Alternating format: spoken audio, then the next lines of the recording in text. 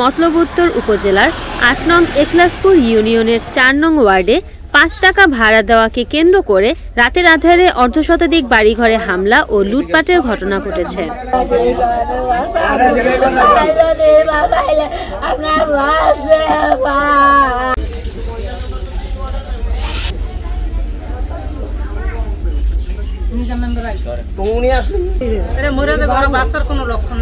এই ঘটনায় ১০টি অটোরিকশা ভাঙচুর সহ অর্ধকোটি টাকার আর্থিক ক্ষয়ক্ষতি হয়েছে। ২২ এপ্রিল রবিবার দিবাগত রাতে উপজেলার একলাসপুর পুরনো বেড়িবাঁধ এলাকায় হামলা করে অর্ধশতাধিক বাড়িঘরে হামলা ও লুটপাটের ঘটনা ঘটে। হামলায় শিশু বৃদ্ধ সহ অন্তত শতাধিক নারী পুরুষ মারাত্মক আহত হয়েছেন।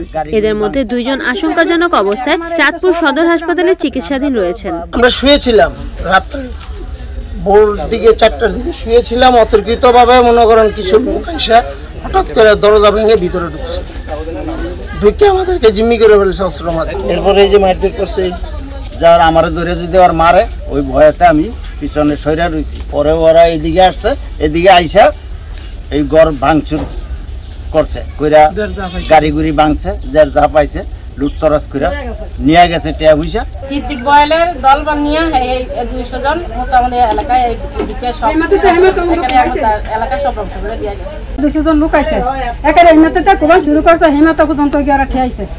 এরপরে আমার এই তো সব ব্যাংকের আনলে আমার সোনা গয়না ছিল, আমার 2 বাড়ি সোনা ছিল ঘর, আমি জমিন কালা করবো টাকা তুলে আনছি কালকে, আমার এই টাকা দিয়ে আমার বেড়া লিয়ে আছে।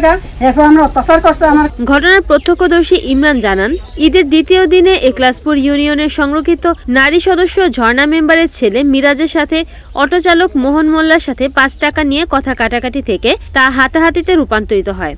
সেই ঘটনাকে কেন্দ্র করে গত রবিবার সন্ধ্যায় ঝর্ণা মেম্বারের ছেলে মিরাজ ও তার বন্ধুরা এলাকাবাসীর ওপর হামলা করে। সেই ঘটনাকে কেন্দ্র করে রবিবার দিবাগত রাতে বোরচর থেকে ট্রলারে করে অর্ধশতাধিক লোকজন মুখ বেঁধে শটগান থেকে এলোপাতারি ফাঁকা গুলি ছোড়ে এবং রামদা দিয়ে বাড়িঘরের টিন ও দরজা ভেঙে মানুষজনের ওপর হামলা ও নগদ টাকা লুটপাট করে।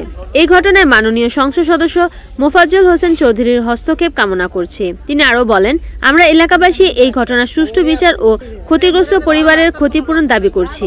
এলাকাবাসীরা আরও জানান, উপজেলার বোরচর গ্রামের মৃত জাকির বকাউলের ছেলে সিদ্দিক বকাউলের নেতৃত্বে এমন ন্যাক্কারজনক ঘটনা ঘটেছে বলে নাম প্রকাশে অনিচ্ছুক একাধিক ভুক্তভোগী জানিয়েছেন। এই বিষয়ে অভিযুক্ত সিদ্দিক বকাউলের সঙ্গে একাধিকবার যোগাযোগের চেষ্টা করা হলেও তিনি ফোন রিসিভ করেননি। বিষয়টি সম্পর্কে জানতে চাইলে একলাসপুর ইউনিয়ন পরিষদের চেয়ারম্যান মফিজুল ইসলাম মুন্না বলেন, রাতের আধারে নিরীহ মানুষের ওপর হামলা একটি নির্মমতার বহিঃপ্রকাশ। আমি একজন জনপ্রতিনিধি হিসেবে বিষয়টি গভীর নিন্দা ও দুঃখ প্রকাশ করছি।